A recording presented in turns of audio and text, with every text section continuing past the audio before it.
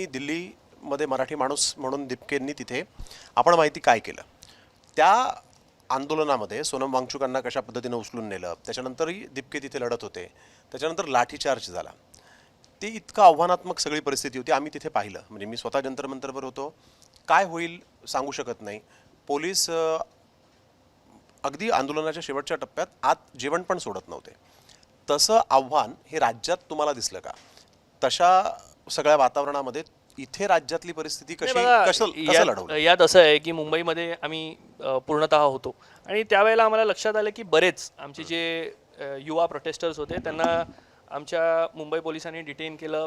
अर्थात कोणी लाठीचार्ज आणि हा सर्व भाग झाला नाही, पण मोठ्या प्रमाणात डिटेन केलं गेलं. आणि मला सांगा ना, आज आपल्या लोकशाहीमध्ये एखादा जर विद्यार्थी, एखादा जर युवा सरकारच्या विरोधात असलेल्या जे काही विचार आहे किंवा जे काही धोरण आहे त्याच्या विरोधात आपला आवाज उचलत असेल तर त्यात चुकीचं काय? योग्यच आहे. यानेच लोकशाही सुदृढ होते, यानेच लोकशाही चांगली होते. आणि मला असं वाटतं की लोकशाही जर आपल्याला टिकवायची असेल तर आपल्याला जनतेचंच ऐकावं लागणार आहे. फार फार तर बघा, महाराष्ट्राच्या विधानसभेत विरोधी पक्ष नेता नाही आहे. शेवटी संविधानाने दिलेलं हे सर्वात मोठं पद आहे. कारण विरोधी पक्ष नेता किंवा विरोधी पक्ष हा सध्याच्या सरकारला नेहमी आरसा दाखवत असतो. तुम्ही काय चुकीचं करताय, काय बरोबर करताय, जनतेचा आक्रोश काय आहे, जनता काय म्हणते, हे सांगून द्यायचं काम सरकारला हे विरोधी पक्ष करत असतं. पण आपल्या महाराष्ट्रात विरोधी पक्ष नेतापद हे या सरकारनं दिलंच नाहीये. आणि जर जनता मग हे सांगण्यासाठी रस्त्यावरती उतरते, त्यांना देखील तुम्ही डिटेन करताय. आज अनेक, मग कॉलेजमध्ये शिकणारे विद्यार्थी असतील, जॉबमध्ये जाणारे आमचे युवा असतील, त्यांच्यावरती आपण केसेस टाकले, त्यांना आपण नोटिसा बजावल्या, त्यांना आपण प्रेशर केलं. आणि मग अशा प्रकारे दबाव तुम्ही युवकांवरती टाकतच होतात. आणि म्हणून जंतर मंतरवरती जे झालं ते अतिशय चुकीचं झालं. आज मला सांगा, गेल्या इतक्या दिवसांपासून सोनम वांगचुक जी असतील, अभिजित दिपके असतील, हे मोठ्या प्रमाणात त्या ठिकाणी आंदोलन करत होते. हे जनतेचा आवाज, युवांचा आवाज, जे परीक्षा देण्याकरिता तयारी करत होते, ते दुर्दैवी त्यांचा मृत्यू झालेला, त्यांच्यासाठी हा जो लढा होता हा जंतर मंतरवरती होता.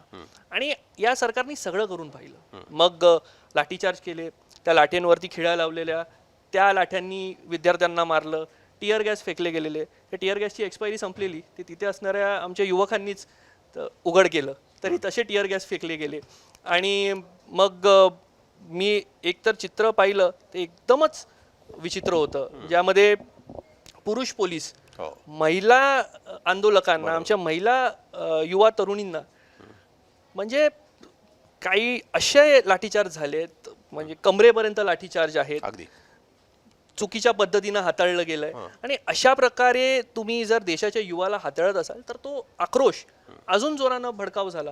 आणि आपण सर्व करून पाहिलं, त्यांना अँटी नॅशनल म्हणून पाहिलं, आपण त्यांना देशद्रोही म्हणून पाहिलं, आपण त्यांना फॉरेन फंडिंग येतंय ते बोलून पाहिलं, तरीही हे आंदोलन त्या ठिकाणी थांबलं नाही. कारण हा जो असंतोष होता तो खरा होता, हा जो आक्रोश होता हा तो खरा होता. आणि तरुणांनी त्यांचा न्याय जो काय त्यांना हवा होता तो मिळवला.